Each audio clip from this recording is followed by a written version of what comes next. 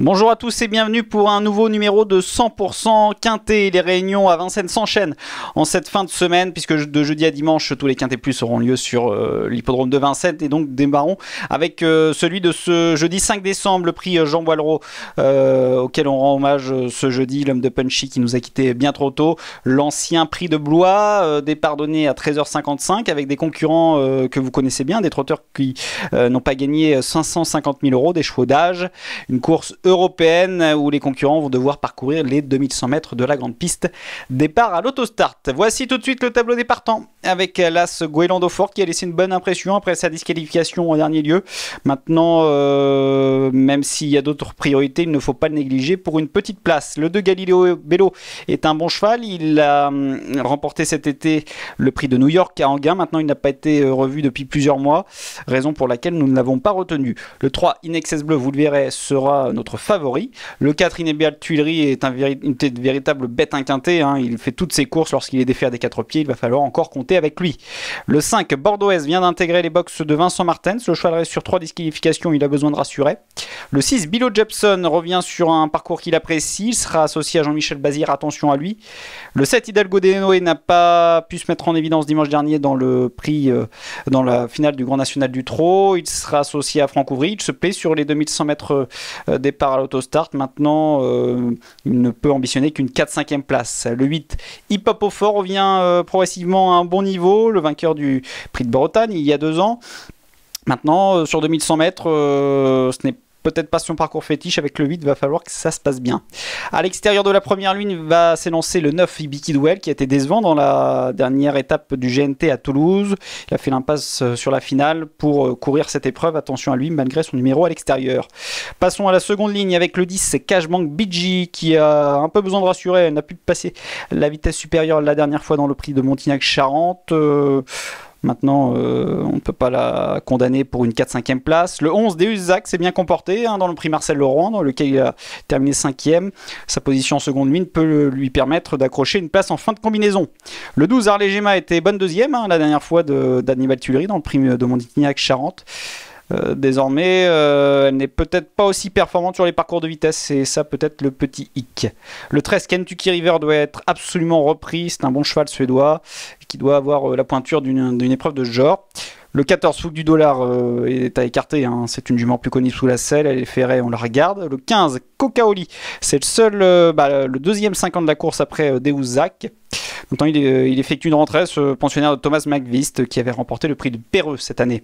Et puis terminons avec une non-chance, c'est le numéro 16 Good Girl Marceau qui s'est très bien comporté récemment dans le prix de l'île d'Oléron sous la selle. On attendra de la revoir au monté. Voilà, vous en savez plus sur les 16 participants de ce prix Jean Boileau. On passe tout de suite au papier de la course.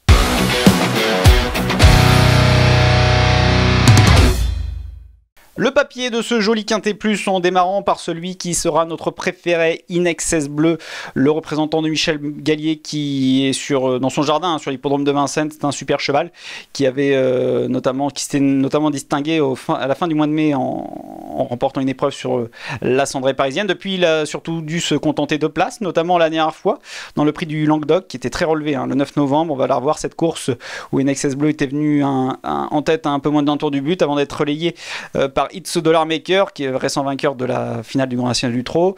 Il n'avait pu le suivre à la sortie du dernier tournant, mais vous le voyez, c'était très bien comporté jusqu'au bout, ne perdant la deuxième place que sur le fil, la concédant à l'excellent Hino du Lupin. Dans cette course, Bilo Jepson terminé 6e, Hip Hop au Fort 7e et Golando Fort était disqualifié. Le cheval se comportait très bien, il est un peu moins confirmé sur les 2100 mètres sur les parcours réduits, mais il a déjà pris une deuxième place sur ce parcours, ça ne devrait pas le déranger. Il a hérité d'une bonne position en première ligne derrière l'autostart. On compte sur lui pour renouer avec la victoire, c'est peut-être son jour à Inexcess Bleu. On poursuit avec un autre cheval de 6 ans de qualité. Il s'agit d'Ibiki de Well. Ibiki de Well qui a été décevant dans la dernière étape du GNT. Il a demandé à souffler dans les derniers hectomètres. Son entourage a donc préféré faire l'impasse sur la finale du GNT et le diriger sur cette épreuve, et sur un parcours où il a déjà bien fait, puisque une fiche spéciale en 5 courses sur les 2100 mètres départ à l'autostart de la grande piste, Ibi Kidwell, c'est 2 victoires, un accessite, soit 60% de réussite sur le podium. Et on va d'ailleurs revoir une course où il avait gagné sur cette distance. C'était le 28 janvier 2024, le jour du Prix d'Amérique, dans le prix Jean-René Goujon, où le cheval avait été bien ramené dans le wagon de 3. Il était passé à l'attaque à la sortie du dernier tournant avant de se montrer souverain jusqu'au bout, repartant sous la menace d'Avedrim jusqu'au bout. Sa victoire était nette et sans bavure. Donc on se dit qu'avec, malgré ce numéro 9, le wagon de 3 est souvent le bon maintenant à Vincennes. Si Eric Raffin arrive à se faire amener dans les bons dos, Ibi Kidwell peut se réhabiliter. Un cheval maintenant qui fait toutes ses courses, c'est le 4 Hannibal Tuileries, qui ne cesse de se distinguer, qui ne cesse de faire plaisir à ses copropriétaires, ses jeunes copropriétaires.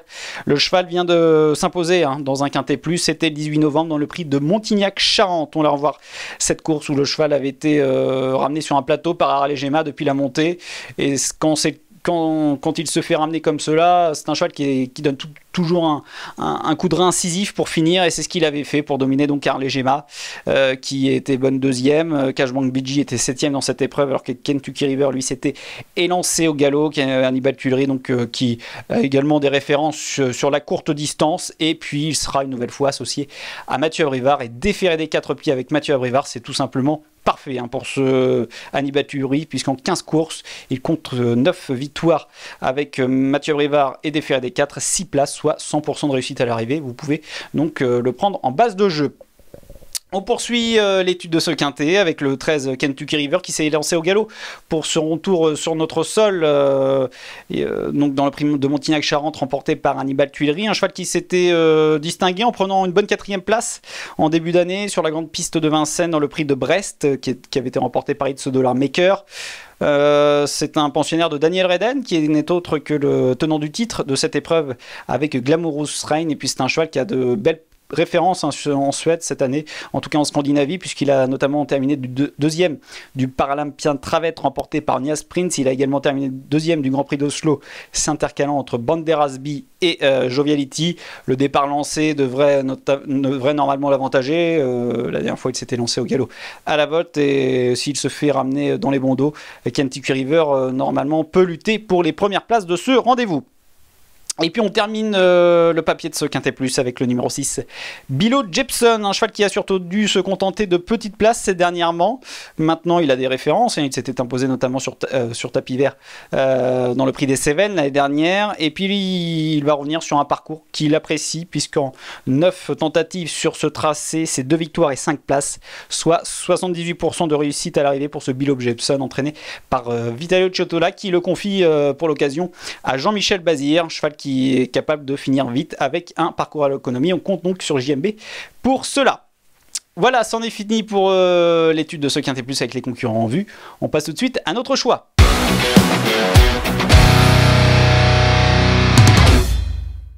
Mais avant de vous dévoiler notre pronostic chiffré en 5 chevaux, je vous rappelle que vous pouvez bien sûr vous abonner à notre chaîne YouTube, activer les notifications pour suivre toutes les vidéos, et bien sûr continuer de suivre l'actualité des courses en général sur notre site pariture.com. Voici tout de suite donc notre pronostic pour ce prix Jean Boileau, avec en première position le 3 In Excess Bleu, en deuxième position le 9 Ibi Kidwell qui peut se racheter, en troisième position l'irréprochable Hannibal Tuileries numéro 4, en quatrième position, le 13, Kentucky River, lui aussi, qui est en cas de réhabilitation. Et en cinquième position, le 6, Bilo Jepson, de retour sur un parcours à sa convenance. Et puis pour les amateurs de combinaison énergie, vous pouvez leur adjoindre le 11, Deuzac, le 12, Harley Gemma et le 8, Hip Hop au fort. 7 autres courses sont au programme donc ce jeudi sur la cendrée parisienne. Et notre conseil de jeu est le numéro 5 dans la 7ème course, le 705, Jocelyne, qui va disputer le prix de Blangy.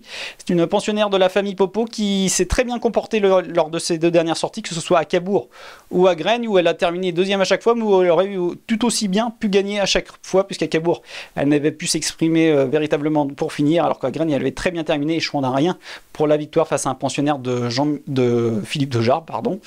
Jocelyne qui sera confiée cette fois-ci à Eric Raffin, qui a déjà eu l'occasion de la driver pour une deuxième place à Nantes. Elle sera plaquée des antérieurs pour la première fois sur la cendrée parisienne, où elle n'a pas encore pu se distinguer, mais ça ne saurait tarder. Elle découvre une opposition dans ses cordes face aux seules femelles. On compte donc sur le 705 Jocelyne.